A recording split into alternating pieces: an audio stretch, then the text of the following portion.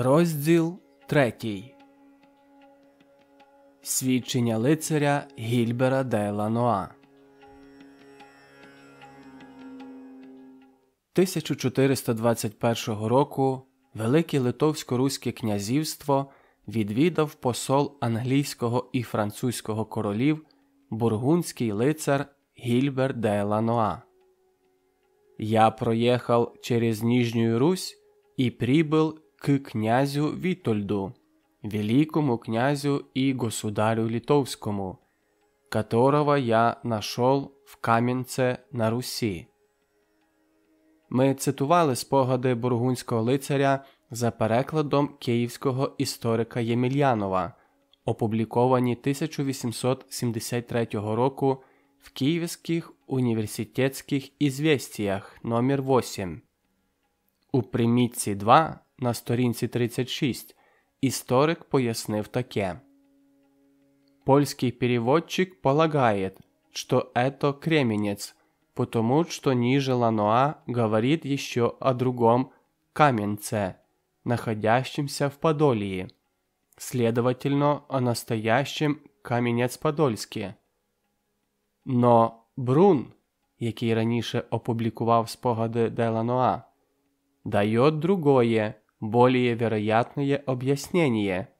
Он говорит, что если бы Ланоа ездил в Кременец, то ему вовсе не следовало бы возвращаться во Львов для того, чтобы отправиться в Кам'янець-Подольськ.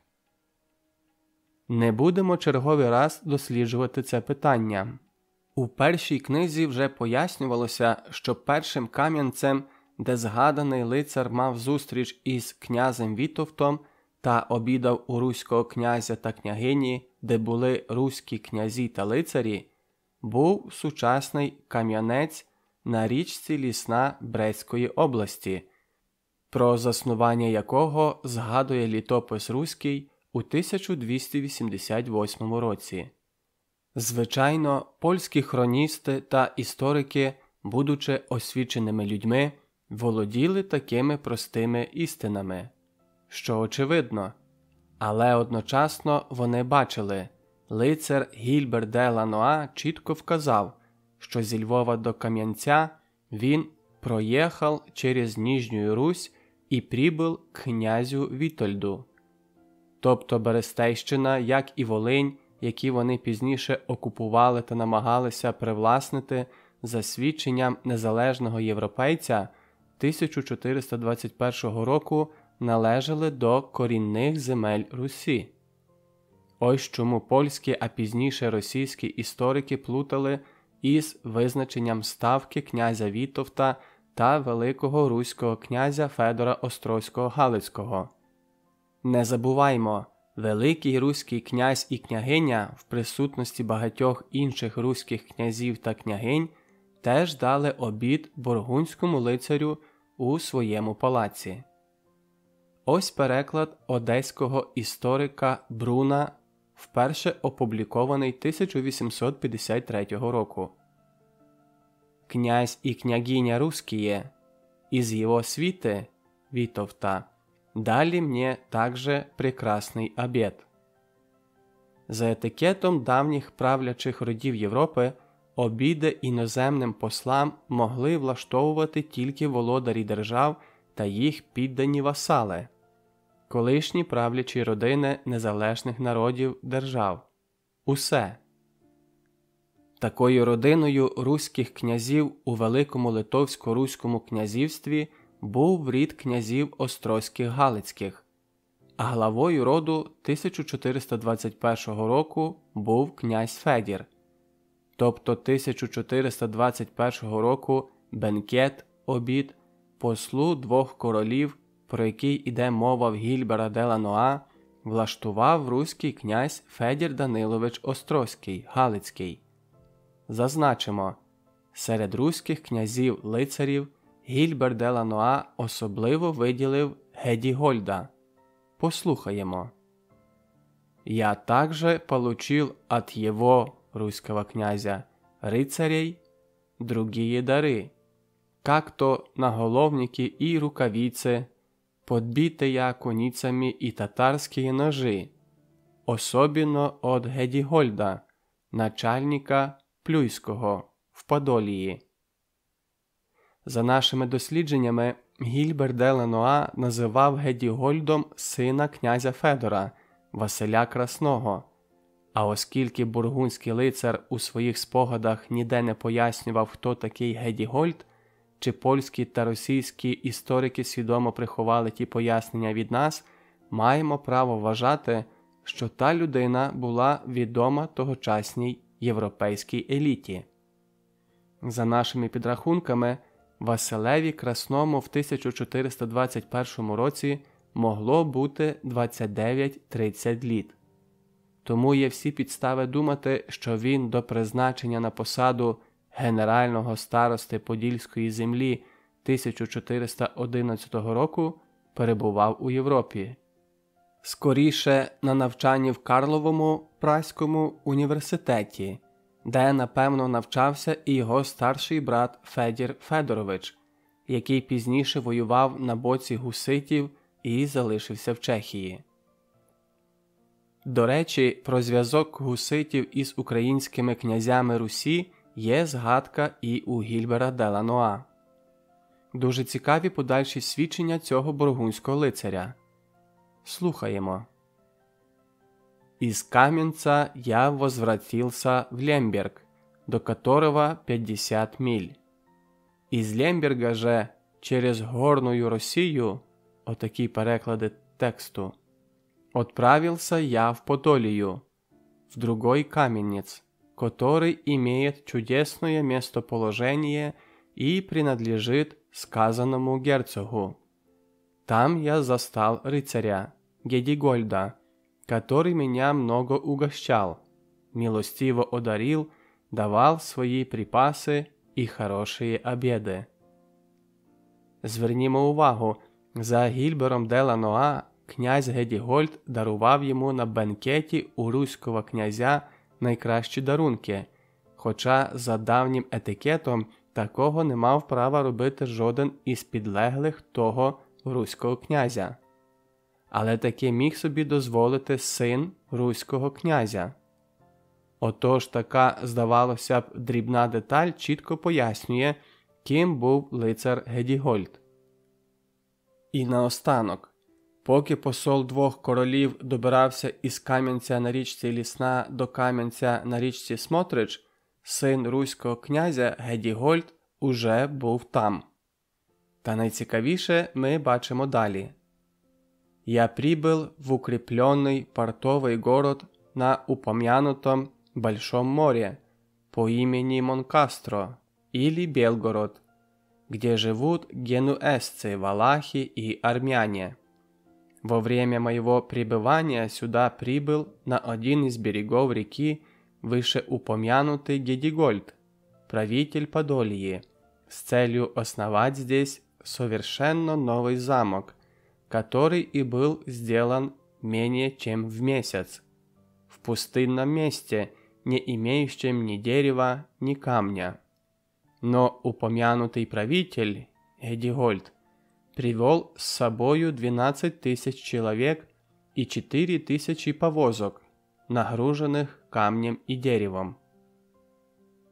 За свідченням посла англійського та французького королів, лицаря Гільбера де Лануа, 1421 року один із руських українських князів побудував на побережжі Чорного моря совершенно новий замок, якого звели менее чим в місяць. Звичайно, посол не міг сидіти цілий місяць та спостерігати, як будується фортеця на березі Дністровського лиману, Большого моря. Певно, рухаючись із Білгорода в Крим до Кафи, сучасної Феодосії, обминаючи Дністровський лиман з півночі, лицарю Гільберу де Лануа довелося ще раз зустрітися з руським князем Гедігольдом та дізнатися про побудову совершенно нового замка, менее чим в місяць. Саме тому, що той замок 1421 року зводили руські українські люди, та ще й під керівництвом володаря Поділля руського князя, котрого польські та російські історики подавали під іноземним іменем Гедігольд. Сучасний український історик Борис Черкас свідчення лицаря Гільбера де Лануа подає в дещо іншому тлумаченні. Послухаємо. 1421 року за наказом Вітовта подільський староста Гедігольд привів у гирло Дністра 12 тисяч осіб і 4 тисячі возів з будматеріалами. Напроти Білгорода протягом 2 місяців було збудовано фортецю. Не будемо пояснювати, чому подібні твердження українських істориків слід зарахувати до дещо видозміненого московського тлумачення історичних подій. Немає жодного натяку на руських українських князів і людей. Є тільки наказ повелителя та рабська покора виконавців. Навіть натяку немає, навіщо все те робилося та ще й на українській землі. А тлумачення, що все те пов'язане з українським народом та українською історією, годі й чекати. Позитив лише в тому, що українські історики почали звертатися до незаперечних європейських джерел. Подякуємо і на цьому. Певно, дослідник користувався не тільки спогадами Гільбера де Лануа, коли стверджував, що місто було побудоване напроти Білгорода протягом 2 місяців. Бо лицар говорив дещо інше. Сюда прибыл на один из берегов реки вышеупомянутый Гедигольд, правитель Подольи, с целью основать здесь силою совершенно новый замок, который и был сделан менее чем месяц. Та науковець має рацію в тому, що правитель Подолії Гедігольд, він же Василь Красний Острозький Галицький, побудував і місто напроти Білгорода. Цьому є цікаве свідчення в європейських документах. Послухаємо. За угодою від 15 квітня 1412 року між Владиславом II Ягайлом, польським королем, та Сигізмундом Люксембурзьким, угорським королем, місто Білгород та багато інших відходило до польського короля та польського королівства. Мова йшла про придністровські та причорноморські землі і міста, але, зрозуміло, в тому документі не згадується і не могли бути згадані міста-фортеці, побудовані руським князем Василем Красним у 1421 році та пізніше, які 1432-го поіменував і зарахував до своїх земель та володінь великий литовсько-руський князь Свидригайло. Послухаємо професора Русіну. Латиномовний список міст Свидригайла є одним з основних джерел для історичної географії України першої третини 15 століття. Список містить перелік замків та земель, які підпорядковувалися Великому князю Литовському Свидригайлу. Попри те, що не всі згадані у списку пункти піддаються ідентифікації, він дає змогу в загальних рисах реконструювати систему тогочасних міських поселень. У ньому фігурують Київ, Чернігів, Рильськ, Стародуб, Трубчевськ, Новгород-Сіверський, Путивль, Хотмишль, сучасний Хотмижськ у Білгородській області Російської Федерації, Курськ, Донецьк, одноіменне городище у межах сучасного Харкова, Черкаси, Звенигород, нині Звенигородка Черкаської області, Соколець, на південному бузі неподалік від Братслава, Чорний Град, стоїть у гирлі Дністра, Маяк, городище у селі Маяки на лівому березі Дністра, Караул, Качибеїв, був на місці сучасної Одеси, Дашів, сучасний Очаків. Саме Чорний Град, або за старими польськими картами Чорногрод, стояв напроти Білгорода, десь на місці сучасного Овідіополя. В часи Катерини II все, що несло пам'ять про незалежне українське буття, винищувалося вщент, перейменовувалося, викорінювалося. Тому і була знищена фортеця Чорний Град, збудована руським князем, володарем Поділля, Василем Красним із роду славетного Данила Галицького. А замість Чорного Города Катерина II зі своїм фаворитом Григорієм Потьомкіним вигадали міфічний Овідіополь на честь давньоримського поета Овідія, який ніколи в ньому не був. Та ще цікавіша історія трапилася з фортецею та містом Качебеїв, сучасною славною Одесою, яке теж заснував український князь, володар Поділля Василь Красний Острозький Галицький. Послухаємо, що нам повідомляє про давній Качебеїв знаменита радянська серія «Історія міст і сіл. Одеська область». На території сучасного міста людина жила з найдавніших часів. На території міста знайдено римські монети, 2 століття нашої ери. У 3-5 століттях тут існували численні поселення, де проживали і племена черняхівської культури. У кінці 14-го, на початку 15-го століття владу над північно-західним Причорномор'ям захопило Велике князівство Литовське. Саме в цей час на місці сьогоднішньої Одеси виникло поселення Кочебеї – Кацюбіїв, Качекленов, Гаджибей. На терені Качебея був великий замок. Залишки його зберігалися до середини 17 століття. Про що ж повідомляє цей витяг? Українці, гелени, скіфи, гуни, уличі, русичі жили у причорноморських степах із давніх давен. Тільки імена їхніх племен та держав мінялися з часом, бо мінялися їхні держави-сусіди.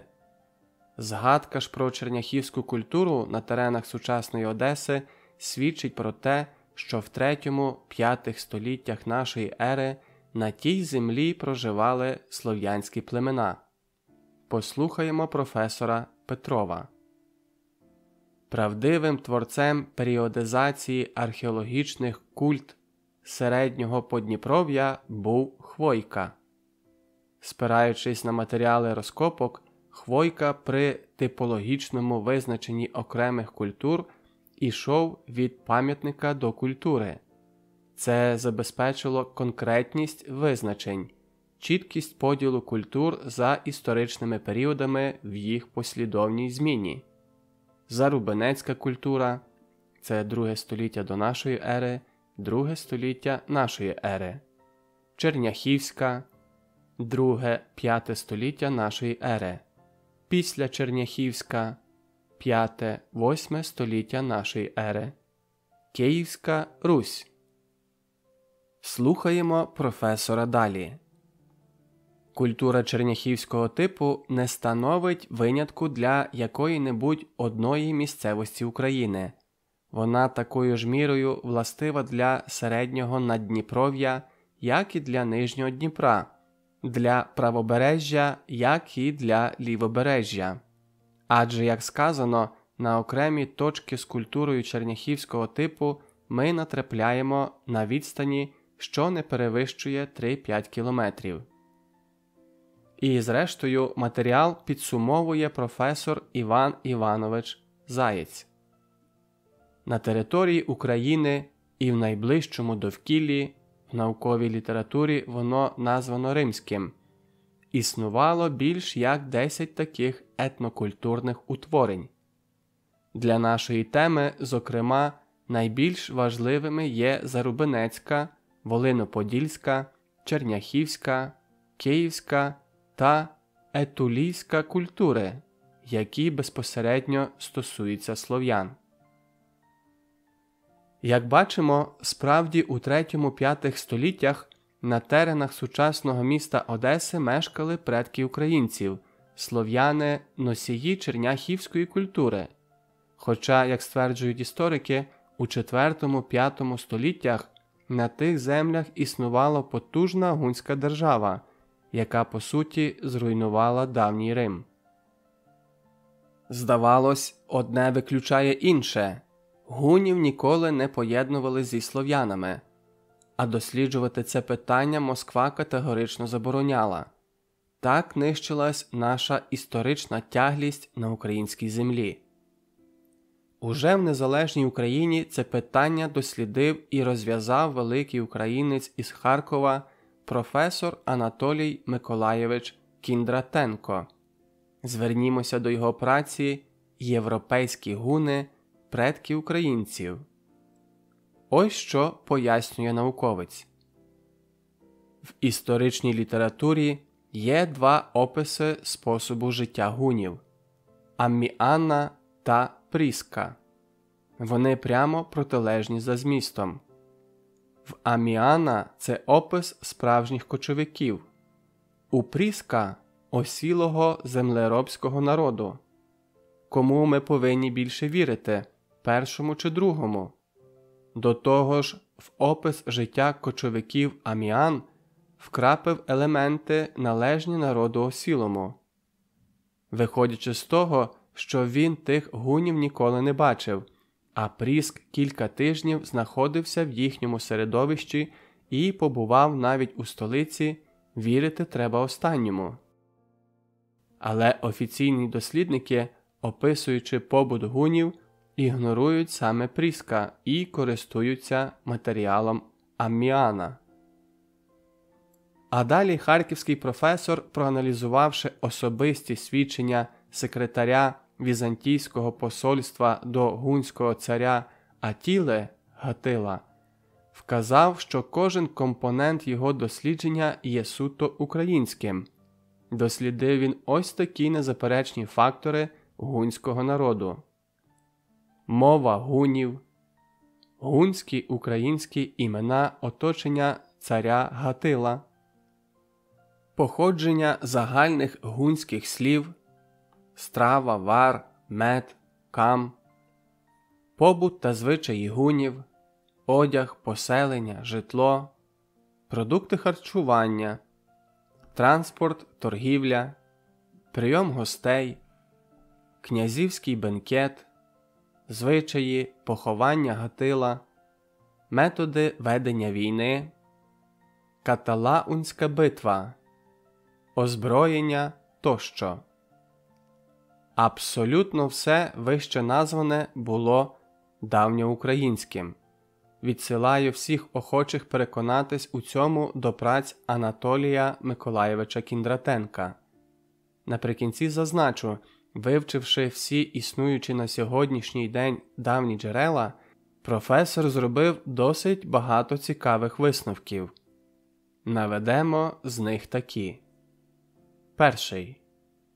Розгром готів антами, поразки римлян та візантійців від варварів, головним чином українців, германців та аланів, стали початком виникнення в кінці IV – на початку V століть на теренах Руси України нової етнокультурної та соціально-економічної спільноти, яка врешті-решт була лише наслідком попереднього військово-політичного об'єднання і у якій всі племена пізніше виступають уже під ім'ям склавенів – антів.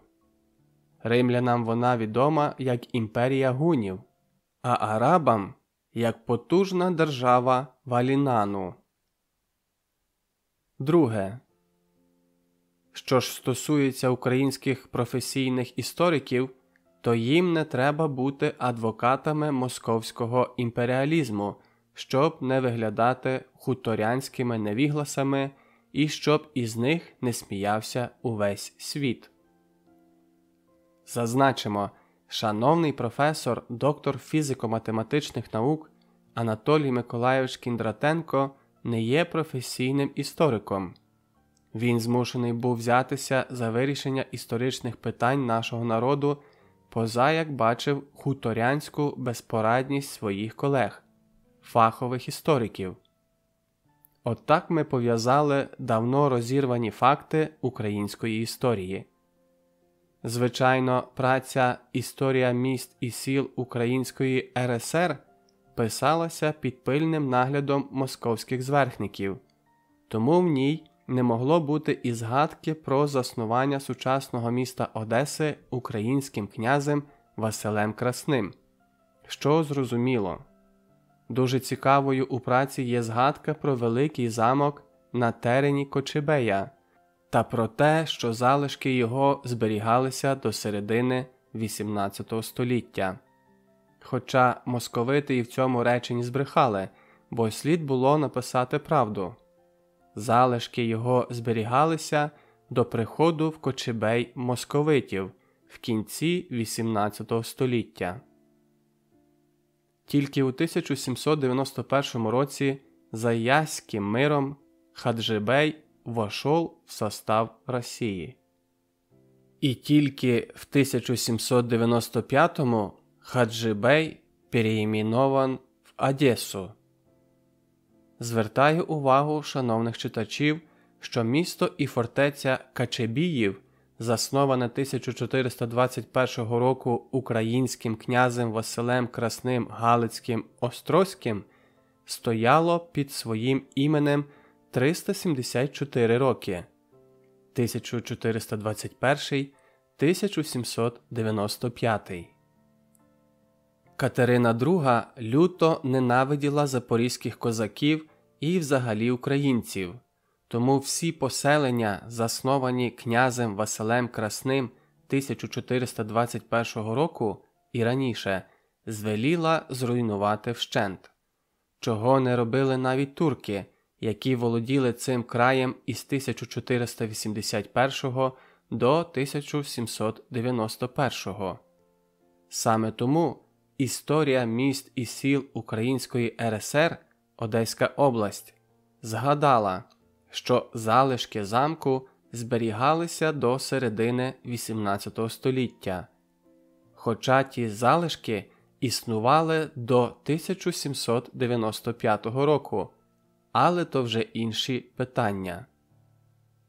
Така ж доля спіткала фортецю Чорний Град, яку теж знесли до останнього каменя та почали будувати під іменем Овідіополь.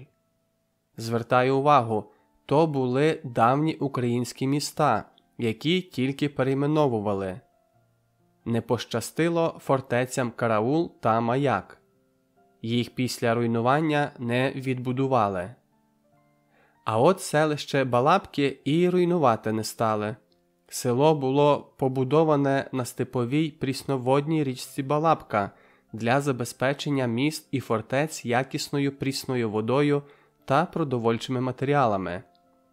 Турки після завоювання тих наших земель залишили селу його давні функції, однак перейменували також і річку на свій лад – Барабой. Отож, коли уже московити 1791 року поневолили згаданий край, то турецьких нас міняти не стали. Вони їх влаштовували, бо не несли давніх згадок про старі українські поселення. Згадаємо також зародження українського козацтва. Саме поселенці та їхні нащадки, яких український князь Василь Красний поселив уздовж Дністра від Кам'янця на річці Смотрич до далекої фортеці Качебіїв, наприкінці 15 століття стали засновниками українського козацтва подальших часів. І цьому є свідчення в історії. Послухаємо. Перші документальні згадки про українських козаків належать до кінця 15 століття. Польський хроніст Бельський, середина 16 століття, описуючи похід Яна Альбрехта, сина Казимира IV, у Східне Поділля на татар 1489-го, зазначає: польське військо могло успішно просуватися в подільських степах лише тому, що провідниками його були тамтешні козаки, добре обізнані зі своїми місцями. Так стверджує мала енциклопедія «Українське козацтво», академічне видання, до редакційної колегії якої входило 8 докторів історичних наук та кілька інших науковців. Подобається нам чи ні, та перша писемна згадка про українських козаків припадає на 1489 рік і стосується Подільської землі. А позаяк усіма тими козацькими поселеннями ще з 1421 року опікувався український князь Василь Красний Галицький, Острозький, багато з яких сам і заснував, то зрозуміло, що перші козаки з'явилися на Поділлі, і датою їхньої появи слід вважати 1421 рік. Хоча, звичайно, ознаки українського козацтва як явища знаходимо в середовищі українців на півдні нашої держави значно раніше. Як повідомляє та ж мала енциклопедія, українське козацтво у словнику половецької мови 1303 року це слово «козак» трактувалось як страж, конвоїр. Такі козаки займалися охоронною службою в прикордонних місцевостях, охороняли купецькі каравани. Слово «козак» в українського народу набуло значення особисто вільної, мужньої та хороброї людини, незалежної від офіційних властей, захисника України і оборонця православної віри. Саме такими людьми і були 12 тисяч поселенців, а ще не менше вільних людей залишив український князь Василь Красний Галицький-Острозький у прикордонних поселеннях уздовж Дністра від Кам'янця Подільського до Качебіїва, Одеси. Так, у 1421 році на українській землі з'явилися перші козаки. І наостанок невелике пояснення щодо дій українського князя Василя Красного у 1421 році.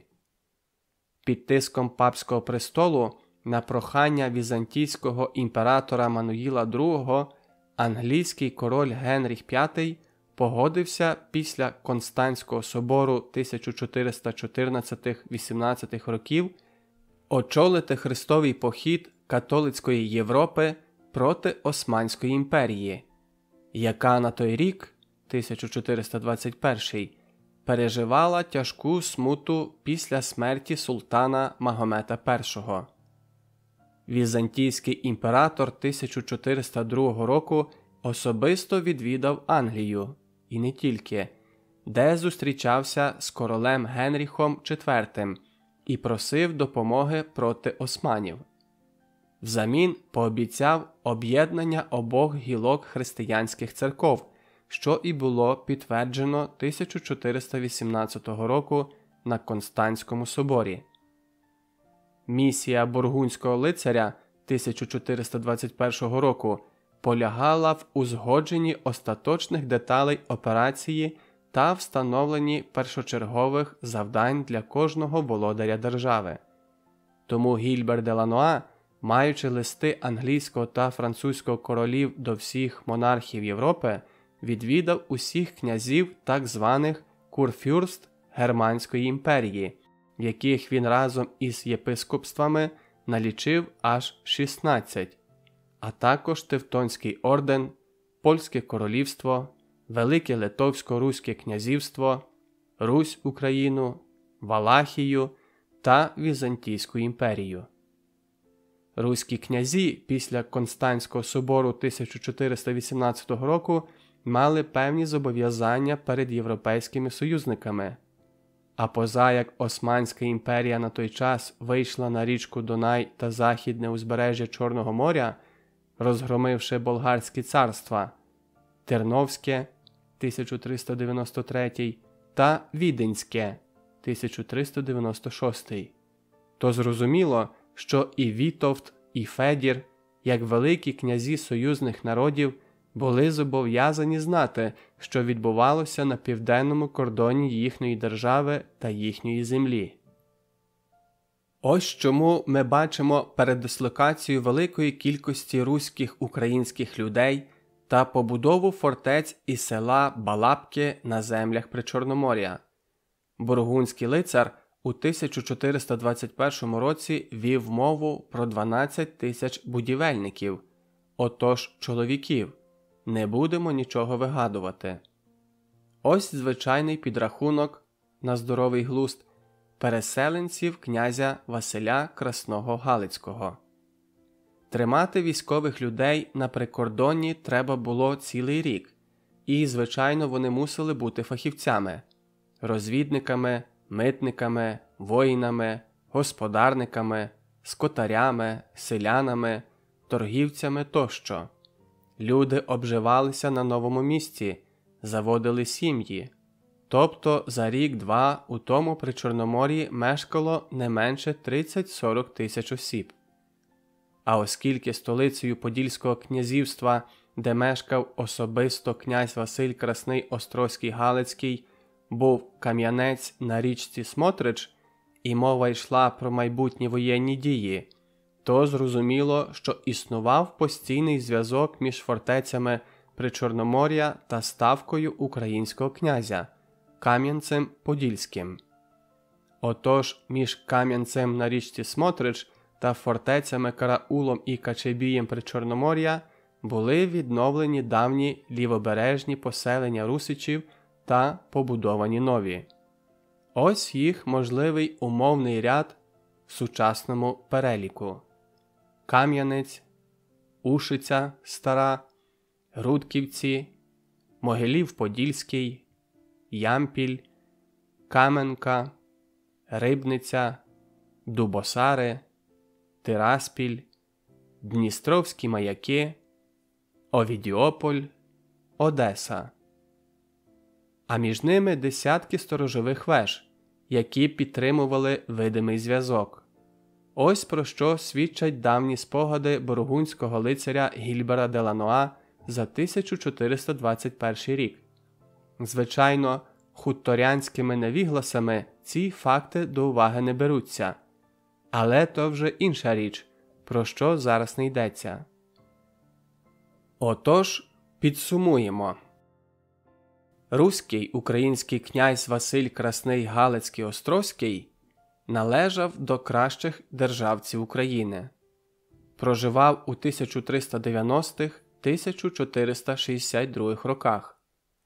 Оскільки політика і вчинки його мали яскраво виражений проукраїнський характер, Подільський князь 1411-23 років, учасник Констанського собору 1418 року, засновник південних фортець і поселень Караул, Качебіїв, Чорний Град, Маяк, Балабка тощо, Віленський староста 1425-32 років, багаторазовий державний посол, активний діяч проруської партії, а з 1440 року її очільник. Тому зрозуміло, що польські та російські історики не могли його подавати як руського українського князя. Подавали як іноземного найманця Гедігольда. Та як би не приховували, але правда про Василя Красного, великого русько-українського князя, прорвалася до українців.